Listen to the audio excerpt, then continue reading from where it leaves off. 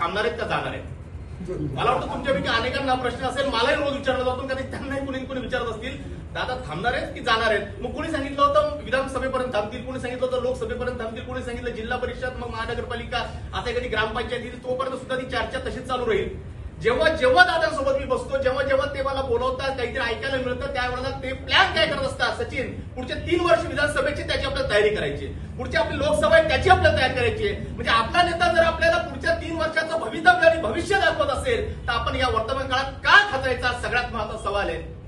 मूळ मुद्दा हा असतो की आपल्याकडे आपलं नेतृत्व करायला दादांसारखा 124 किलोमीटर पायी चाललेला नेता आहे. या महानगरपालिकेच्या प्रचाराच्या दरम्यान मला नाही वाटत महाराष्ट्रामध्ये एखादा नेता एवढ्या उंचीवर गेलेला नेता हा तुमच्यासाठी म्हणजे सकाळी 6-7 किलोमीटर चालायचं, संध्याकाळी 6-7 किलोमीटर चालायचं माणूसच आहे ना, पायच आहेत ना, काय लोखंडाचे पाय आहेत का, काय दगड आहेत का, रक्तच आहेत ना, शरीरच आहे ना. मात्र ते जर ते करू शकतात, ते का करत होते, ते तुमच्या माझ्यासाठी करत होते. आणि मला असं वाटतं ज्या वेळेला बकऱ्यांचा जरी कळप असेल आणि नेता जर वाघासारखा असेल, तर त्या बकऱ्यांमध्ये सुद्धा वाघाचं रक्त उमटत असतं. मला वाटतं आपला नेता आपल्याकडे तसा असल्या कारणानं येणाऱ्या कालावधीमध्ये या 5 वर्षामध्ये साहेब जे सांगतील, दादा जे सांगतील, त्या पद्धतीने आपला पुढचा प्रवास करायचा आहे, त्या पद्धतीने आपल्याला हळूहळू पुढे जायचंय. आणि मग जी काही रचना सांगण्यात येईल, पक्ष म्हणून असेल, पार्टी म्हणून असेल, कुठेही खचून जाण्याचं कारण नाही.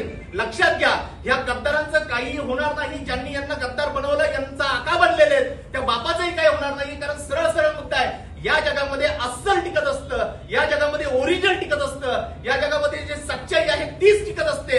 आणि मला आनंद वाटतोय या सभागृहामध्ये प्रत्येक जण इमानदार आहे, प्रत्येक जण सच्चा आहे, प्रत्येक जण ओरिजिनल आहे आणि ओरिजिनल लोकांची शिवसेना आहे. आणि म्हणून आपण सगळ्यात पहिल्यांदा स्वतःचं स्वागत करून घेतलं पाहिजे आणि स्वतःसाठीच टाळ्या वाजवल्या पाहिजे. कारण आपण शिवसेनेचे प्रतिनिधी आहोत, आपण हारलेले नाही, लढलेले सैनिक आहोत. आणि म्हणून या लढलेल्या सगळ्या सैनिकांचं पुन्हा एकदा सगळ्यांचं मी अभिनंदन करतो. अभिनंदन यासाठी करतो, अनेक आमिष होते, अनेक प्रकारच्या वेगवेगळ्या प्रकारच्या तुम्हालाही मोठमोठ्या प्रकारचे प्रॉमिसेस केले असतील, मात्र ते सगळं विसरून आज तुम्ही ज्या पद्धतीने इथं आलेला आहात, मला वाटतं तुम्ही दादांवर विश्वास दाखवला, तुम्ही उद्धवजींवर विश्वास दाखवला, तुम्ही शिवसेनेवर विश्वास दाखवला आणि मला त्याहीपेक्षा जास्त वाटतं तुम्ही स्वतःवर विश्वास दाखवला.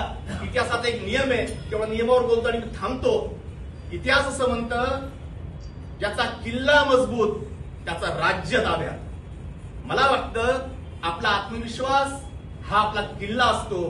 तो जर तुम्ही मजबूत ठेवला, येणाऱ्या कालावधीमध्ये तुमचं राज्य तुमच्या ताब्यात आल्याशिवाय राहणार नाही. मला वाटतं दादांनी दादांचे आभार व्यक्त करतो, आपण सर्वांचे आभार व्यक्त करतो आणि थांबतो. जय हिंद, जय महाराष्ट्र.